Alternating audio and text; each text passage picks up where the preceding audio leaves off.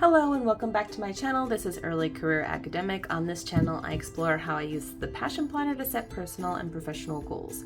In this video, I'm going to be doing a flip through. I almost said planning, but I'm going to do a flip through of how I've been using the planner for the year 2024. And the reason I'm doing this, y'all, is because I did have a baby in February, and I just want to show you exactly how I used the planner before he was born and after he was born. Maybe you can give yourself a little grace after watching this because it was definitely an interesting ride. Before I get started, I am a Passion Planner ambassador. That means there's an affiliate link and a discount code in the description of this video. So if you like any of the Passion Planner products, namely the planner itself that I mentioned in this video, you're more than welcome to use that link and that code to get yourself a discount. And Passion Planner is always having sales, so check back the website. I think I just got an email from them the other day about a sale that was going on. So they're always having sales. And of course, I'm honored when you use my link to make your purchase. So thanks for being here, and let's get into it. So this is the Passion Planner medium stiff cover, marble looking cover. It is also undated. So that means all the months are in the front and all the weeks behind. And they are undated, so I have to date them. So just a quick flip through of the months in the year so far. So this was January. I really liked that I didn't do my normal blue and white silver theme that I normally do for January. I just really liked the way it turned out. And then February, kind of more minimal. This was the month my son was born, but I did, as you can see, put a lot of effort into, making this look nice. And I just wanted to point out also that I had these little stickers to remark on my son's developmental milestones. I'm still using them. I got them off of, let me make sure I say the shop correctly in case you're interested. Hubman and Chub Girl, they're like super cute, right? So yeah, if you're looking for some stickers for milestones, they make some really cute ones. And then as you can see in March, still looking kind of cute. I think in the first month of a baby's life, you are kind of running on adrenaline, and you're on, you're new to maternity leave. Chances are, if your partner is taking any time off during the process of postpartum, it is during this time. So I think I was still feeling like really good. I might have even pre-planned this. I can't remember. It's very possible I pre-planned it since he was born at the end of February. So that's why it looks as nice as it does. And then we kind of drop off a little. As you can see, April is much less designed. There are appointments though, so I give myself that credit, and I use using the milestone stickers pretty consistently. But as you can see, the stickers are just kind of thrown on. There's no to-dos in this area. Like, there was one achievement, I would say. My son had this like really severe diaper rash that developed in the second month of his life. And it was so bad that we had to do these elaborate things every time we changed his diaper. And you know how often you change newborn diapers if you've ever had one. But we had to strip him down, and we had to wash him, and then we had to, air dry, but we hurried that along with a hair dryer that was on a cold setting. And then once he was completely dry, we'd have to put this barrier cream on and then diaper him. And it's just like, oh my gosh. And so it just felt like it sucked up the entire month of April into like a diaper changing black hole. But as you can see, things were happening in this month. It just was a lot of, and I was still recovering from the birth and just everything. It was just a lot. But my husband and I did have our first post-second baby date. We went to brunch, which, by the way, if you are about to have a second child, or honestly any child, learn from me and go ahead and schedule a brunch for your first date out away from your baby, because you will be so much more awake and able to enjoy it than if you tried a dinner. And then May came along, and similar to April, I threw some stickers on here. I really did. Like, I was trying to do the baby developmental milestones. Even my daughter, she took her first steps in this month. This is my first child. Mother's Day was in this month. I even used some icon stickers here. So I kind of was proud of myself, and I had some to-dos that I listed down here, but very minimal for me use of the month spread. Just not like super designed, and definitely like more focused on memory keeping, I would say, than sort of planning. June, as you can see, really drops off. Now, as you can see, like I am using it for planning, but there's almost no decoration here because I was definitely not filming it. I was barely doing it for myself to just keep track of stuff. The main thing, which is the theme of these little stickers that I added, my checklist stickers, was to keep track of gifts that I needed to either make or purchase, because in the month of June there is my mother-in-law's birthday, Father's Day, my husband's birthday, friends' birthdays, nieces' birthdays, you name it. And that's in a year when I don't even have to think about graduations in this current year, but sometimes there are graduation gifts also. So, and in the month of June, y'all, I did give you an update in the first video back, but I didn't really go into this month as much as I could have. In this month alone, I was recovering from my gallbladder surgery, which happened here. These entire weeks here, we were having a kitchen renovation. So our kitchen was completely out of commission. Then we went to Ireland this week here and part of this week here. So this month was just insane. Like, imagine not having a kitchen with 2 children under 2 while you're recovering from a stomach surgery and getting ready to go on an international trip. I think about it now and I'm like, how? How did I do it? But I just did it. I just one foot in front of the other, right? So I did do a little bit of memory keeping over here, but this was a lot about just surviving. And this brings us to the current month. We are still in July, even though we're right on the precipice of going into August. And as you can see, even more minimal than June, because honestly, I probably had a little bit of whiplash.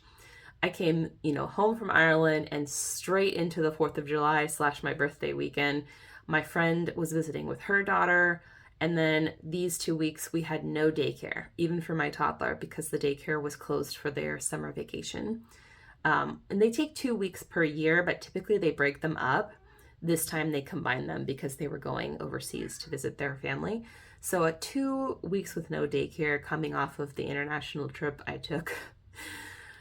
So yes, there was minimal use of this because I was really just trying to keep my head above water most of the time. Speaking of water, this 2 weeks, I signed my daughter up for swim lessons, and they met Monday through Thursdays. And that was actually really nice. It gave us something to do. It kind of broke up, the morning, got us to nap time, and then we had just like a few hours after nap between that and when my husband comes home from work.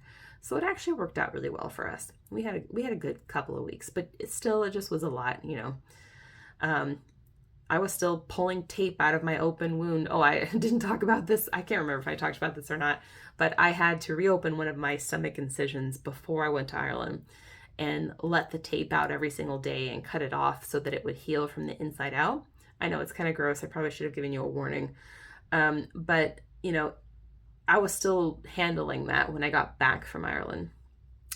So there was still some limitations. Like, because the swim lessons were toddler and me, that meant I have to get in the water with her. So I had to do all this extra stuff to protect the open wound from the water, obviously. Anyway, so that's why there's just so little going on here in this month. We're still in this month, so a couple of these things are going to be shifting, and some of them have already happened, so I have to mark those off. But in any case, this is the month of July. Now, I have gone ahead and pre-planned the month of August. So there's a few things I need to add to that, I think. But I might do a separate video on that to show you what I did and to add some stuff to it. So we'll see. But this is just sort of a review of the months. Now, I wanted to go ahead and show you the weeks as well. So I'm just going to start at the beginning of the year because there weren't that many weeks between the beginning of the year and when my son was born. And I just want to show you the juxtaposition of how I set up each week compared to how I did after he was born. So this was, I just wanted to point this out. This is another memory keeping sticker. This is my daughter's first real word, which was more. you know, she obviously had been making word sounds like mama, dada, that kind of thing. But like the first word I remember so clearly, I was signing, you know, more and giving her more of the snack. And I would say more and hand her the snack, more, hand her the snack. And then I took a pause, and then she was like, Mo. And I was like, oh my gosh. It was like the first real word. And I will always remember that forever. Like it was such a cool thing that happened. Just amazing. So yeah, I just wanted to point that out. It was such a great memory. But this is where I put my game changer goal. This was getting the edited collection in, which did happen. This was a trip we took to North Carolina to see my niece for her birthday.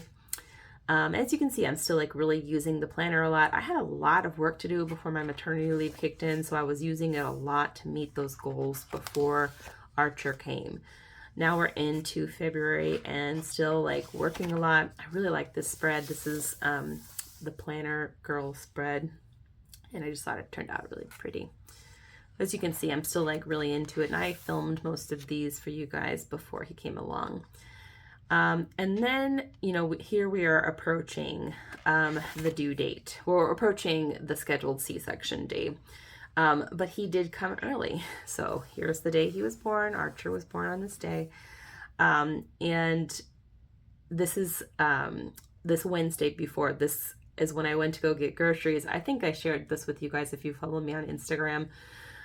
I went to go just pick up a few small things, and I was so pregnant, you guys, just feeling so gross. I could only take a few steps at a time without having to pause because of the pelvic pain I was experiencing. And by the time I was finished just picking up a few things, I was like in tears, and I was in the parking lot and just feeling enormous and feeling so like fragile. And this woman just hands me a bouquet of tulips, and she's like, "You're doing so great. Everyone loves you." And I was like, oh my gosh. So then I'm like crying, and my husband's like, "Oh my God, is everything okay with the baby?" And I'm like, sorry, I should have started by saying I'm okay. The baby's okay. You know how it is. Well, that night I'm on the couch, and I'm just like, God, these Braxton Hicks contractions just won't let up. And I actually was like, wait a minute. So I called my friend, and I was like, remind me, what do contractions feel like again? Because with my first daughter, my first baby, I got admitted because of my blood pressure. They were worried about preeclampsia. So I was admitted, and then they did some cervical ripening, and then they did induction. So I did have some contractions, but I was on the epidural also by the time they really started to get going. So I don't remember it very clearly. In any case, we determined that I was in labor, but it was like, it would start and stop. It was like sporadic. So I was like, okay, so I'll just go to bed and in the morning see what's what. In the morning, I still had contractions.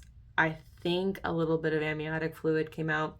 So then we basically like packed it up, got my husband's parents to come watch our toddler, and we checked into the hospital, so they could monitor it.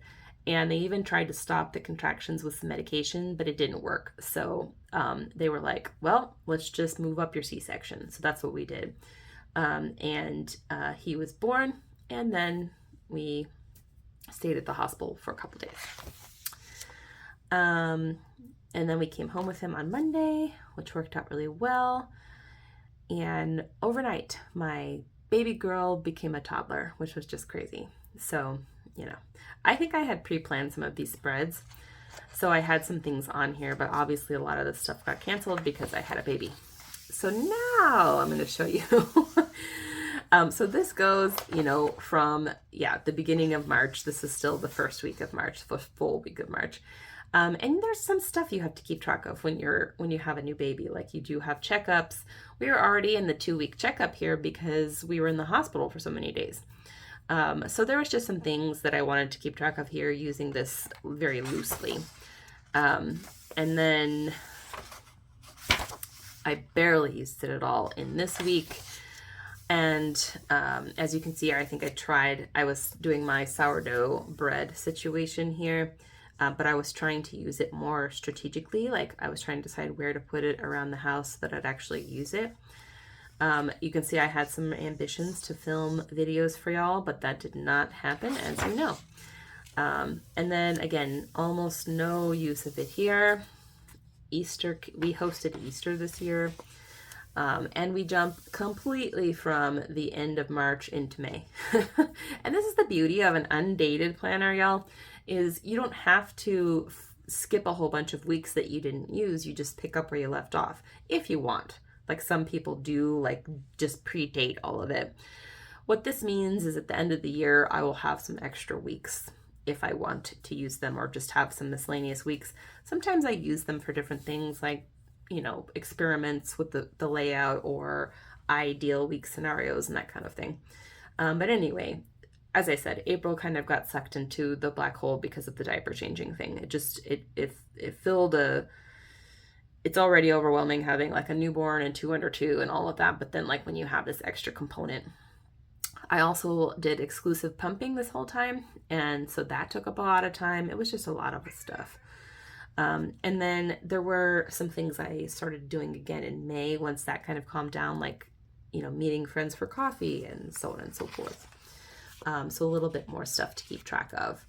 And here I was really this is almost when I was about to start filming videos for y'all again. I was like getting back into it and like putting stickers down again. And then it went off the rails. So this is like a week in June. You can see I had a lot of things. This was when I was preparing for Father's Day and all the birthdays and stuff like that.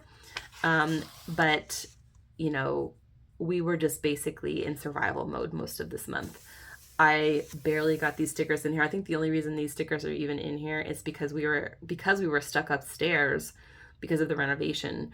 I was trying to keep my daughter entertained, so I gave her a bunch of sticker sheets of stickers that I would never really use in my spreads. You can see she got peanut butter all over here.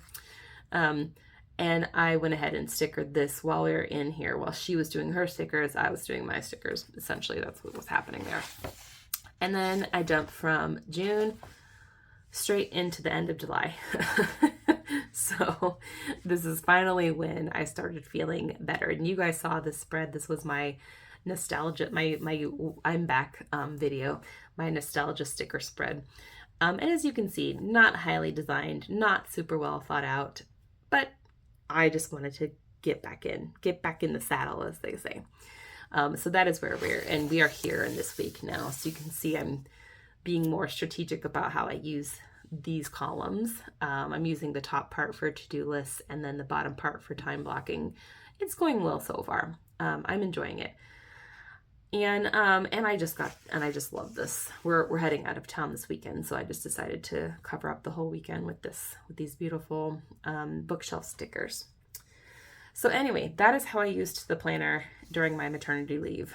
Very haphazardly, a little bit scattered, some pre-planning, some like where I almost kind of got back into it, but then something else would derail it. So in any case, I just wanted you to see that like things happen, you know, don't beat yourself up about it. Just like get back on the horse when you can, you know, like life is life. And you know what? It's here for you when you need it. That's what I have to say about that. I think that's it for how I used, I'm trying to think if I used the back pages at all. I think just like my trimester checklists, the 4th trimester in particular, but I think the only thing I've added back here, this is my Ireland packing list. This page, y'all, is just stuff related to babies. It's my son's bag, my daughter's bag, my pump bag, the equipment we had to travel with, and then over here is mine and my husband's bag. It's crazy. And then I'm planning for my son's baptism coming up here, so that's all I added in the back. But back in the saddle now, work starts next week, and I just wanted to go over this with y'all so you can see what I did. In any case, I'm glad you were here. Let me know in the comments if you have any questions about using the planner in this like haphazard way. I'd actually love to know what you do with weeks that you have to skip because you're not, you know, like in your planner. just let me know in the comments. And thanks for making it this far and for sticking around and for your thumbs up and your subscriptions. And I will see you back here for some more fun planner videos. Take good care. Bye.